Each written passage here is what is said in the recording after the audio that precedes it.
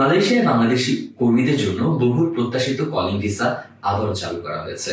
এতে করে নতুন করে কর্মসংস্থানের সুযোগ তৈরি হয়েছে দেশের হাজার হাজার শ্রমজীবী মানুষের জন্য, যারা বৈদেশিক মুদ্রা অর্জনের লক্ষ্যে মালয়েশিয়ার মতো শ্রমবাজারমুখী দেশে যেতে আগ্রহী। সম্প্রতি বাংলাদেশের অন্তর্বর্তীকালীন সরকারের প্রধান উপদেষ্টা অধ্যাপক ডক্টর মোহাম্মদ ইউনুস মালয়েশিয়ায় নিযুক্ত হাই কমিশনার মোহাম্মদ সুহাদা ওসমানের সঙ্গে এক বৈঠকে মাল্টিপল এন্ট্রি ভিসা চালু অনুরোধ করেন। তিনি বলেন, বাংলাদেশি কর্মীরা যেন একটি নির্দিষ্ট সময় পর নিজ দেশে ফিরে আবারও কর্মস্থলে ফিরতে পারেন সে ব্যবস্থা থাকা জরুরি। মালয়েশিয়ান কর্তৃপক্ষ বিষয়টিকে ইতিবাচক হিসেবে গ্রহণ করেছে বলে জানানো হয়েছে। চলুন এই পদক্ষেপের তাৎপর্য সম্পর্কে জেনে নেওয়া যাক। মালয়েশিয়ার শ্রমবাজারে দীর্ঘদিন ধরেই বাংলাদেশি কর্মীদের চাহিদা রয়েছে। বিশেষ করে কৃষি, নির্মাণ ও সেবা খাতের অনেক কাজেই দক্ষ বা অদক্ষ বাংলাদেশি শ্রমিকেরা গুরুত্বপূর্ণ ভূমিকা রেখে আসছেন। কলিং ভিসা চালু হওয়ায় নতুন করে কর্মীদের নিয়োগের সুযোগ তৈরি হবে। বিশেষজ্ঞরা মনে করছেন, এই পদক্ষেপে দেশের বৈদেশিক রেমিট্যান্স প্রবাহে বড় প্রভাব ফেলবে।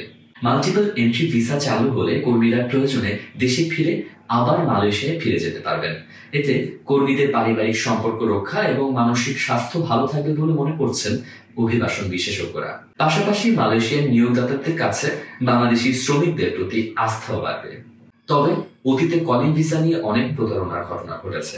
2024 সালের মে মাসে মালয়েশিয়ার শ্রমবাজারে যোগ দিতে গিয়ে হাজার হাজার বাংলাদেশি শ্রমিক প্রতারণার শিকার হয়। ভুয়া এজেন্টের মাধ্যমে কোটি কোটি টাকা হাতিয়ে নেওয়া হয়েছিল।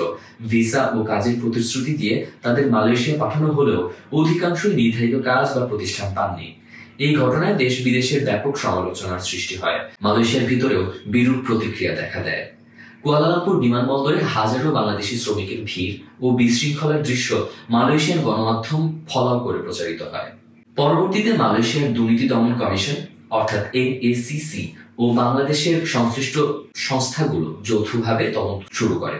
মালয়েশিয়ার হাই কমিশনার 2 কর্মকর্তা ভিসা কেলেঙ্কারিতে জড়িত থাকার অভিযোগে তদন্তাধীন রয়েছেন। এখন প্রশ্ন হলো, এই পরিস্থিতিতে করণীয় কি? এই সুযোগ যেন আবারও প্রতারণার ফাঁদে পরিণত না হয়, সেজন্য নিচের পরামর্শগুলো অনুসরণ করা জরুরি। 1. সরকারি উৎস ব্যবহার করুন।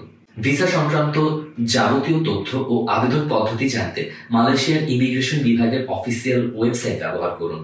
কোনো সন্দেহজনক ওয়েবসাইট বা এজেন্টের মাধ্যমে আবেদন গ্রহণ করবেন না। 2. এজেন্ট যাচাই করুন। যদি আপনি কোনো এজেন্টের মাধ্যমে প্রক্রিয়া সম্পন্ন করতে চান, তবে সংশ্লিষ্ট সরকার কর্তৃক অনুমোদিত ও লাইসেন্স প্রাপ্ত এজেন্ট কিনা তা যাচাই করুন। প্রতিশ্রুতির চেয়ে লিখিত যুক্তিকে বেশি গুরুত্ব দিন। 3.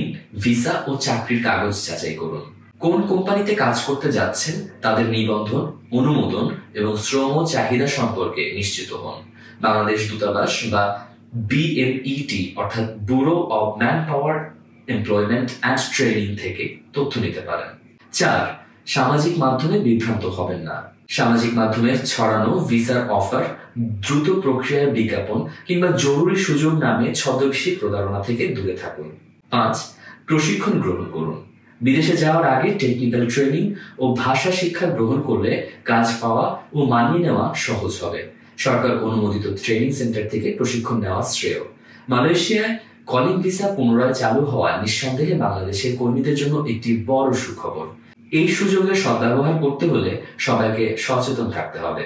প্রতিটি পদক্ষেপে যাচাই বাছাই এবং সরকারি নির্দেশনার প্রতি শ্রদ্ধাশীল থাকা জরুরি। প্রত্যেক বাংলাদেশি নাগরিকের উচিত হবে ভিসা ও বিদেশ যাত্রা নিয়ে তাড়াহুড়ো না করে ধাপে ধাপে পরিকল্পিতভাবে এগোনো। আইনগত পন্থায় বিদেশে গিয়ে বৈধভাবে কাজ করলে একদিকে যেমন দেশের সম্মান রক্ষা হয়, অন্যদিকে নিজের জীবন ও ভবিষ্যৎ নিরাপদ থাকে। তাই আসুন মালয়েশিয়ায় কলিং ভিসার সুযোগের সদ্ব্যবহারে সচেতনতা, সতর্কতা এবং আইনানুগ পথ অনুসরণ করি।